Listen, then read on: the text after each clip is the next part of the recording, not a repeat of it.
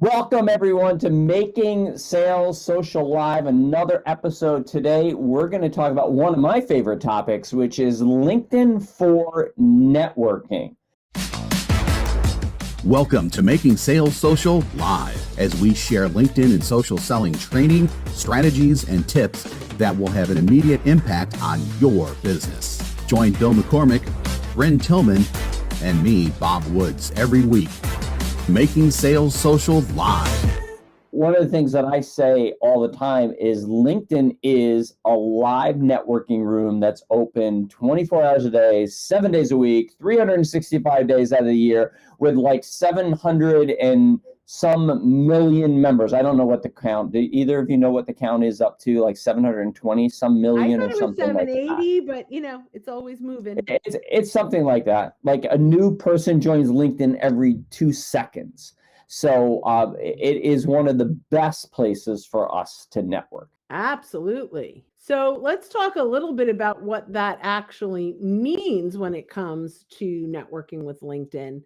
I think we under leverage the networking portion. And a lot of people think networking, I'm in there, I'm engaging with people on content, and that's my networking. And that certainly is one way. But we're going to talk a little bit more about purposefully networking with the targeted exact people that we want to have conversations with. So the first one is we should take inventory of our connections to identify who in our network would be ideal networking partners.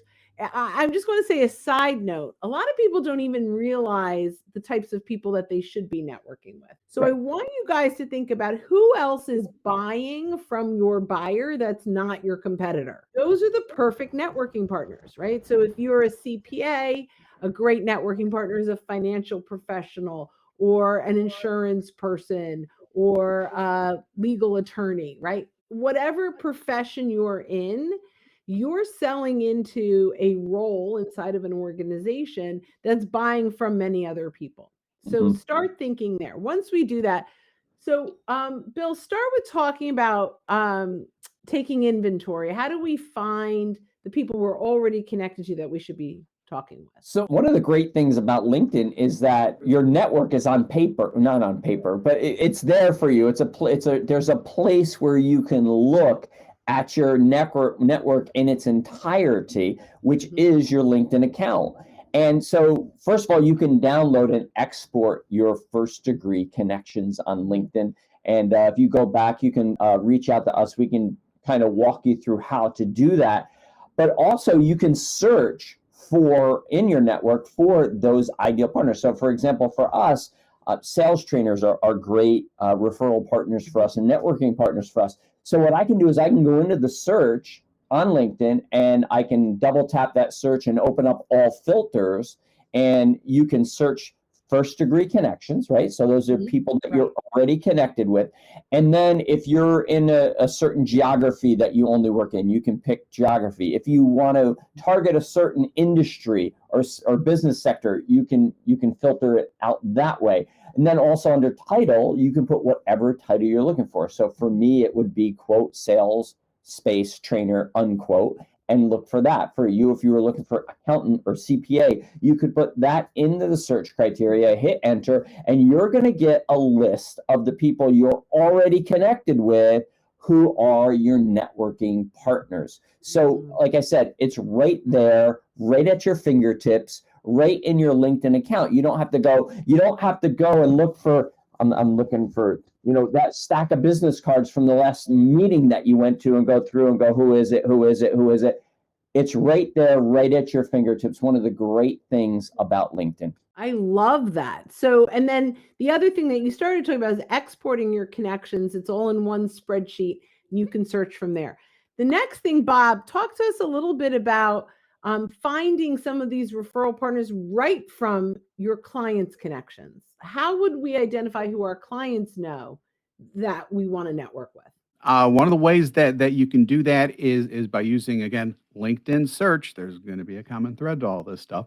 By using LinkedIn search, you can select a person and then you can search by their second degree connections or by your second degree connections, which means the first degree connections of their first degree connections. And then you can specifically type in the or enter in the industries, the titles, all of that type of information as well, and get that list directly from LinkedIn search. And then you can reach out to these people and say, do you know these people? I'm looking for a networking partner. Obviously, there's much better verbiage I'm coming up with right now, but Yeah. that's essentially the flow of what you want to do. And hopefully, because you're looking for networking partners and not necessarily and not someone to sell to, it's actually an easier conversation with that first degree person as well.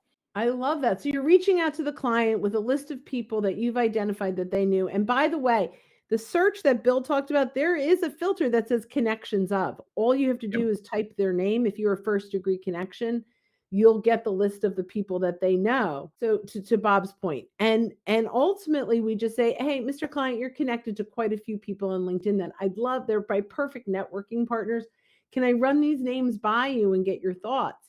They may either make some introductions for you or give you permission to use their name when they reach out. As we're doing this live, we have Claire who says, I find it easy to find the right people to connect with, but find moving to point 2 and 3 more difficult. You don't want to, okay, so we're going to get to the next points in just a moment. You don't want to come across forward, but equally, you don't want to assume they will check out your profile and considering becoming really that networking partner. Claire is like, okay, now we've identified these people. How do we start these conversations? So maybe how do we set up this meeting? And by the way, the other piece I'll finish off and then we'll go into that. The other thing is just ask your clients who their vendors are. Who are they buying from? Because they may not have come up on your list. They may not even be connected to them on LinkedIn. So make sure we're getting introductions or permission to name drop. But now we want to set up the meeting. So I've identified, hey, Bob knows Bill, and I really want to know Bill. So I asked Bob, how well do you know Bill? I'd love to get in front of him. I think he'd be a great networking partner. And you go, oh, he's my buddy. Drop my name, no problem. So I reach out and I say, Bill, Bob Woods and I were chatting the other day. And he thought it might make sense from our conversation to reach out and for us to chat. There could be some opportunity for us to refer business back and forth. If you're open, let me know. I'll send you a calendar link and we'll set up a 15-minute call. I mean, it's really that simple. This is not a prospecting call. This Right. is, hey, I think we Yep. can help each other. There's some mutual benefiting going on in this conversation, and that's what makes it so great. And if they're not open, they're probably not good networkers, and they're probably maybe not somebody you really want to waste your time with. But a true networker is going to say, Claire, I'd love to meet. Yeah, that would be great. Let's get together. Let's talk. And what I love about it is then the meeting becomes, first of all, you're just having a conversation. You're getting to know each other. But down the road, it can be even more beneficial because you can begin to search that person's connections and they can search your connections and you can start really making some introductions. And so when you go into that meeting, a second meeting, it's not at the end. So, hey, Bryn, if you think of anyone that needs my services, let them know. And she says the same thing to me. We part ways and we forget about it, because we have lives. Mhm. Instead, we can actually look for names and look for people. And I can say, Bryn, I can see that you're connected to 5 people I would love to get in front of. Do you mind if we can review those names? Now that's about prospecting. And then she could do the same thing with me. It just makes those networking meetings so much more rewarding for both parties, which is so very, very important. That comes down to when we set up that meeting. Now you are going to decide, do you want to do this on the first call or after or as a second Mhm. call? Often I'm a little reluctant on a general networking to open up my LinkedIn to them right away until I have a conversation. However, if it's someone that my client is already using and they've put their good name behind them and say they're awesome, I may be willing to do that on the first call. Yeah, Right? it kind of blows me away when I connect. You connect with someone and right away they say, "Let me know if you'd like me to make any introductions to people in my network for you." And I'm like, "Really? Because you don't even know me yet. You don't know Right. you don't know really anything about me. Wouldn't you want to find that out first? Because I know I do. I want to make sure that if I'm telling Bob that Bryn's a good person to work with, I want to make sure that Bob is. So I think we have to go in with that idea. We want to show the other person that we're worthy of their network. That's really what we're doing. Yeah. I think actually that one way to do that, for someone to build credibility like that, so that you're a little more comfortable and that conversation and that relationship can build, is to actually have recommendations from other people within your LinkedIn profile, so that you may not be at that point already, but if someone looks down and goes, oh well, this guy or this gal has like 5 or 6 other people who loved working with them, the chances are better that this person is a quality person with whom you want to establish that relationship, rather than having nothing down there at all. That social proof is so important. That's a great very point. much. And that goes to the whole profile, right? Your profile is part of your credibility. So make sure that before you're reaching out to these networking partners, that that you're really showing up as a resource, and they say, man, to Bob's point, I think that's so important, that this is a value, right? This person can be valuable to my network, and I'd be proud to introduce them. So I love that. And then there's the making mutual introductions. And one of the things I highly recommend is that each of you write your own paragraph, because as much as you'd love to introduce someone to your network and vice versa, what actually gets said, sometimes it's hard to figure out how to make those introductions. I think it's really important that you write in third person. So I'd like to introduce you to Bryn Tillman. She does this, this, and this. I think that she could bring great value to a conversation, even if you never work together. I think it'll be time well spent. Reply all and set up a time to chat. And what I would recommend is, don't write yours and send it to the person and say, send me yours. Ask them first. Say, hey, Bryn, I would love to introduce you to Bob. Can you just write a short paragraph of how you'd like me to introduce you? And I'll do the same for you. And that way it doesn't I think we can come off as they think they're so great because they wrote the paragraph. They don't think I know how to write. But and it's not that. You just want to make sure the right things are being said. And when I write my paragraph, I send it to the person. I always say, hey, listen, make sure this is in your voice. Here are the vital things that I want to get across to someone. For example, I don't want want them saying Bill's a LinkedIn trainer, because that can mean so many different things. What I want to tell them is I help people with their social selling, which could include LinkedIn. So it's just that little twist, because what can happen is, oh, great, I'm looking for a job. I can use Bill. No, you can't. If you want me to help you get a job with LinkedIn, okay. I can introduce you to someone that can do that, but that's not my strength. But I think when you lead and ask the other person, hey, can you send me some verbiage? Then that allows you to send it back. And I think it just makes it easier. So that's interesting. And I love that there's so many different perspectives, because I will actually send in my first email, and maybe I have to look at this, but in my first message to them, this is usually this is like our second meeting. I meet with you, I like you, I feel comfortable making introductions. And I send here, I'm looking forward to our second meeting where we can make some meaningful introductions. Here's a quick shortcut on how to search my connections to find the people you want to meet. And please feel free to send me your introduction paragraph. Here, here's mine. And I actually just send it. I don't say here's mine as a reference to write yours, but I do send them mine.